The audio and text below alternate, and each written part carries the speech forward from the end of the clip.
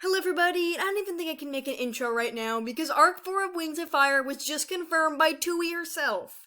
In case you didn't see my video on the event she'll be attending this month, the author of Wings of Fire is going to be busy visiting places all over the United States and even somewhere in Canada.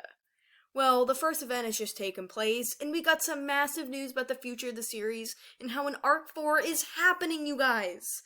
I'll be breaking down everything we got, so you're going to want to watch this all the way through. But before we begin, a huge shout out to my patrons. DragLover95, 3 Moons, Slightest Wild, Bombier, and Fizz. Thank you all for supporting me. Links to their social medias are in the description down below. Anyways, without further ado, let's get into the video.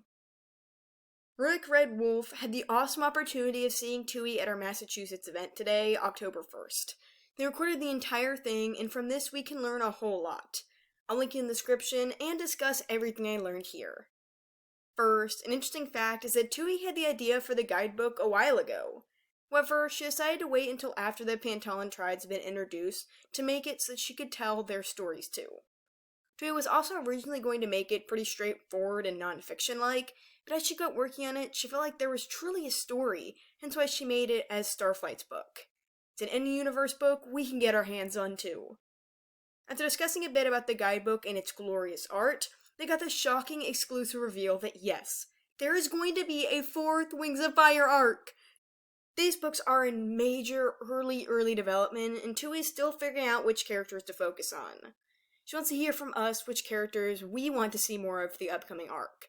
Whether it's a tribe that needs more attention, or there are some characters we really want to see, Tui is curious. While she doesn't know exactly what to focus on, she really wants Umber's involvement somehow, and is interested in making the story about the next generation of Dragonets, possibly. Bumblebee, Mink, Peacemaker, Auckland, and Cliff. She wants the little Dragonets to get together. However, we're going to have to be patient right now. While we have the guidebook just releasing and the How to Draw book and Book 7 graphic novel to tide us over, Tui is working on a non-Wings of Fire science fiction book right now.